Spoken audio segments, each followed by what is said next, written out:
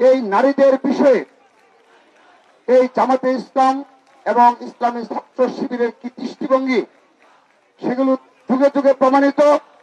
যুগে যুগে তারা একই ধরনের দৃষ্টিভঙ্গি প্রকাশ করেছে। আপনি দেখবেন বিশেষ করে 5 আগস্টের পরে সকল শিক্ষা প্রতিষ্ঠানগুলোতে এবং 5 আগস্টের পরবর্তী বাস্তবতায় বিশেষ করে ক্যাম্পাসগুলোতে নারীদের বিষয়ে যে তাদের বক্তব্য, তার একটি ধারাবাহিকতা এবং শেষ চূড়ান্ত পরিণতি হলো এই জামাতে ইসলামের আমির শফিকুর রহমানের এই স্ট্যাটাস। তার কিন্তু সকল বক্তব্য ঠিক আছে, নারীদের বিষয়ে জামাতে ইসলামের যে দৃষ্টিভঙ্গি, এই স্ট্যাটাসে সবটুকু বক্তব্য ঠিক আছে। শুধুমাত্র একটি লাইন, কর্মের জন্য ঘর থেকে বের হয় তাদেরকে তিনি পতিতা হিসাবে আখ্যায়িত করেছেন, স্পষ্টভাবে তিনি এটি করেছেন। আর বাকি কোন জায়গায় জামাতের যে এজ ইউজুয়াল দৃষ্টিভঙ্গি, সেই দৃষ্টিভঙ্গি ফুটে উঠেছে। প্রিয় উপস্থিতি, যখন এটি নিয়ে পুরো বাংলাদেশে, পুরো বিশ্বে প্রতিবাদের ঝড় উঠেছে, তাৎক্ষণিকভাবে তিনি জানিয়েছেন এটি নাকি হ্যাক হয়েছে। যদি সেটি হয়ে থাকে, আমি তাকে প্রশ্ন রাখছি, এটি সামাজিক যোগাযোগ মাধ্যম এক্স এই ঘটনা ঘটেছে, তাহলে তার তো ফেসবুক অ্যাকাউন্ট রয়েছে, তার অপর সামাজিক যোগাযোগ অ্যাকাউন্ট রয়েছে।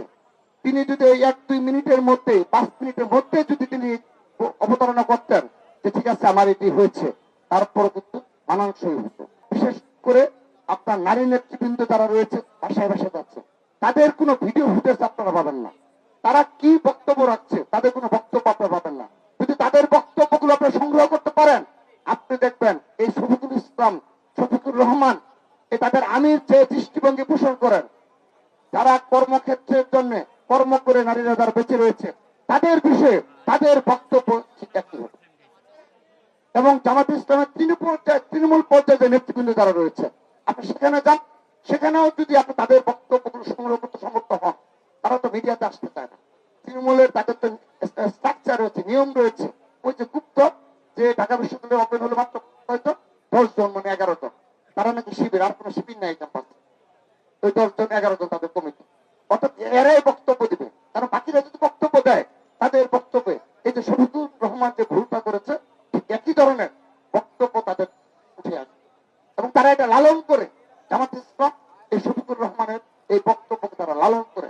তারা ভাবে যে নারীদেরকে গৃহবন্দী করে রাখতে হবে, তাদের কোনোভাবেই কর্মক্ষেত্রে যেতে দেওয়া যাবে না, এটি তাদের আনুষ্ঠানিক বক্তব্য।